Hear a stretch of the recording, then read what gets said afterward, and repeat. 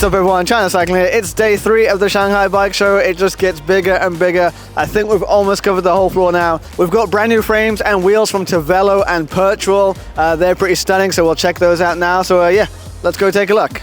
Okay, now here we are at the Tavelo stand. There's a whole bunch of stuff to see in here. We've got Tavelo making their frames and Pertual, their wheel brand. Let's check it out. So on the channel before, you've seen Tavelo with their Attack frame. This is their brand new Arow frame. So this is their updated, new for 2024, all-round race frame. So as you can see here, we're already UCI approved. But yeah, basically it's just a slight upgrade of the old Attack. So we've got a bit more aero at the front. You'll see we've got the whole pointy head tube thing, which lots of brands are doing these days. And basically, yeah, all of the tubes have just got a bit more aero on there. But as well as getting more aero, it's still managed to get lighter and stiffer than the old one. So as usual, everything's getting upgraded. There's going to be 2 versions of the frame, the ordinary version and an extra light race version. At the moment, just the ordinary version available, but the paint jobs are nothing but ordinary. You can see on this one here, got some stylish minty pinky stuff going on. In a minute, I'll show you some other paint jobs, because some of the paint jobs really are out of this world. But yeah, you know, your all-round bike that's kind of aero but can also climb. We've got the drop seat stays on here. You know, all of these bikes are starting to look the same these days, but the attention to detail on this one, definitely not bad. So the brand is making kind of like racy bikes, but they're also a very fashionable brand here in China. You see them all over social media. They've got all the flashy paint jobs. This paint job is the custom paint job for one of the women's teams they sponsor out here. I kind of love this. If you look closely, it's got like the detail of the paints in there. Very cool. Going further around, you know, lots of bright colors, pretty snazzy fluorescent greens, fluorescent pinks, all that stuff. Some more like cultured, let's say, some classy like burgundy marble stuff. There's some gold leaf style decals. I think this one's my favorite. You guys know me, I do like my pink. This one's definitely loud and proud kind of thing. And then all the others have got these like, some of them got matte finishes, some of them got glossy finishes.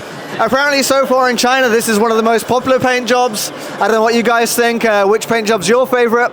For me, yeah, I'm torn between the pink one or maybe this one down here, the gray pink one. So yeah, let me know which one you prefer. Okay, so Pertual we know is the in-house wheel brand of Tavelo. They've got a whole bunch of wheels we're gonna look out here. So the most popular one is this one, the Sharp. So these are just white painted spokes, but I'll choose this one to show you just because it's a bit easier to see. Basically, a couple of things on this one. So number one, the first thing you notice is like the spoke lacing pattern, right? Pertual call this their DSG 2-to-1 spoke lacing. And yeah, so basically we've got grouped spokes laced in 2-to-1. So 2 on the drive side and 1 on the non-drive side, or on the front wheel, 2 on the disc brake side and 1 on the non-disc brake side. Now, for them, they think there's lots of advantages of this group spoking in terms of the wheel strength and the balance of spoke tension, etc. But some wheels that use grouped spoke lacing have a problem.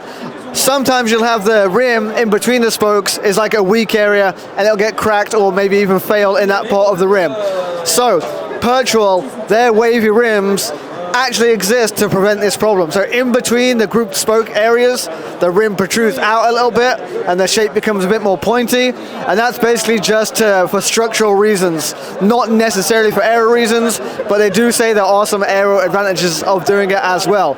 But yeah, the main reason is just some wheels that use group spoking, the rim will fail here, make it a wave rim, make it nice and pointy here, and it's less likely to fail. So that's the reason for the wave rims. But yeah, the 2 standout features of these wheels is number 1, the group spoking, and number 2, the wave rims. This one, the Sharp model, comes in 3 sizes, a small, a medium, and a large. This is the medium one, the 52-58. So 52 means at the lowest point it's 52, at the highest point it's 58. There's one that's a bit shallower and one that's a bit taller, but you get the idea. There's also a rim brake version.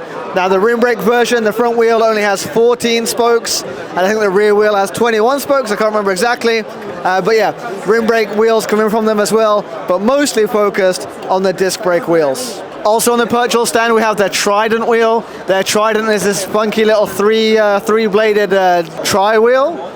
So 2 things about this. Obviously, you got the wavy rims back again, although it's not symmetrically wavy. It's a bit jagged, zip style, I guess. Second thing, these spokes are a bit curved, but on the leading edge of the spokes, we've also got these ribs. Now, I'm no aerodynamicist, I don't know what these do, if anything, for the aero, but I do know they look pretty cool. Yeah, so that's a very unique looking 3-bladed wheel, and next to it, its kind of sister wheel to go with it, is their disc wheel. So again, I've said in this year's show, there's kind of like an arms race to make disc wheels, and Pertual are very much in that arms race. This one is 900 grams, but as you can see here, it's not just a plain disc. Again, the same jagged shape is back on the transition from like the inner part of the disc to the outer part of the disc. So it's good to see them like using a similar design language across all of their products. This one they call the Arow 8. This is their disc wheel. I believe the Arow 8 is like 890 grams, and there's an Arow 9 which is like 900 and something grams. So yeah, if you're into your TT, if you're into your triathlon, the Pertual Trident and the Pertual Arow, probably a good combo to go for. Now this product is a yet unnamed product over on the Pertual stand. This is kind of like the concept wheel, something that they're working on. As you can see, a couple of standout features on this one. Number one, our wavy rim is back again, but you'll see the rim, it's a lot more aggressive in terms of the highest point and the lowest point. This one has a 17mm difference between the high points and the low points. It's also a very sharp looking rim, looking at the shape of it, very interesting rim shape. But obviously the second most noticeable thing about this wheel is the spokes and how they're kind of like, it's got the whole integrated hub spoke thing going on. We've also got a carbon shell on the hub, so fully carbon shell on the hub with carbon flanges, and then spokes built in. So as you can see here, this spoke comes into the hub, goes around the flange and comes out here. So kind of like an all-in-one spoke system. Some other brands doing that as well. Obviously keeps the wheel a bit stiffer, a bit lighter and all of that stuff, but makes changing a spoke obviously a little bit of an affair. But let's get to the highlight, why go to all this trouble. This wheel set in this wheel depth, the front and rear wheel, 1,200 grams. So just 1,200 grams for such a crazy wheel. And you can see it's not a thin boy, it's a nice fat boy too. We've got hooks in there, so no cheating using hookless or anything like that. So to do this for 1,200 grams is pretty impressive.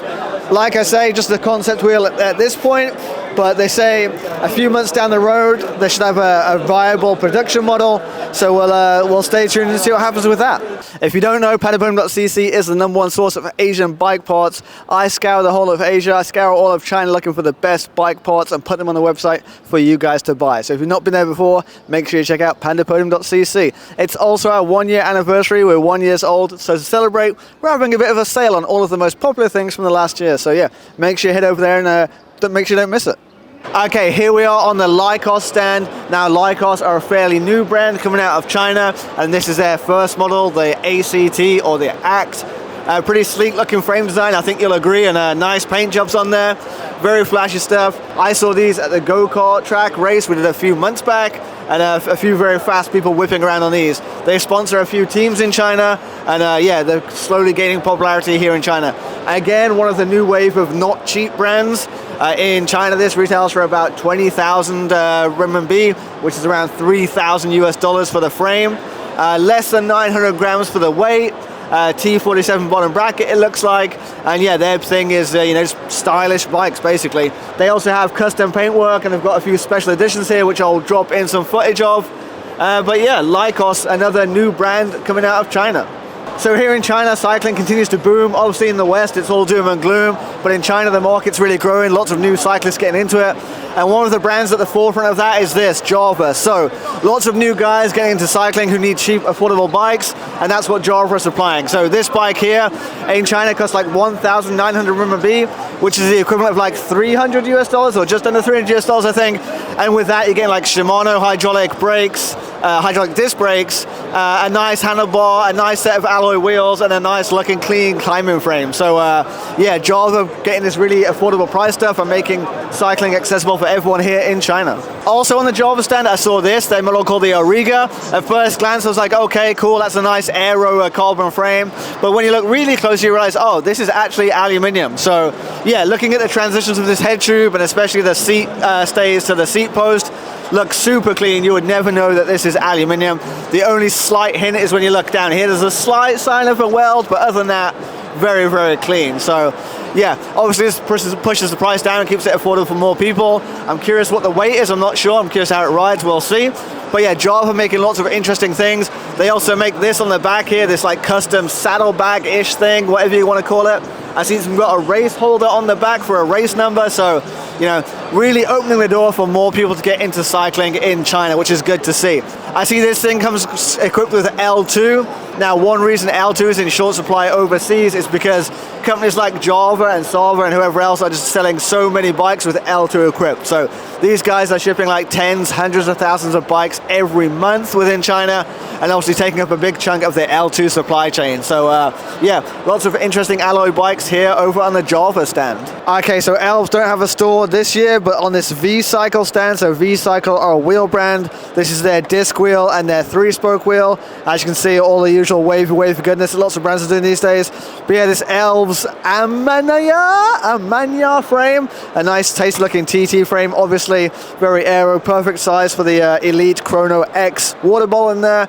And yeah, nice, looks like nice custom, or not custom, but very molded armrest up there. So yeah, another option from ELVES. Like I say, ELVES don't really have a presence here, but I saw this one and it kind of stood out. Okay, here at the CYBREI stand, you guys know we sell a lot of the CYBREI cranksets on the website.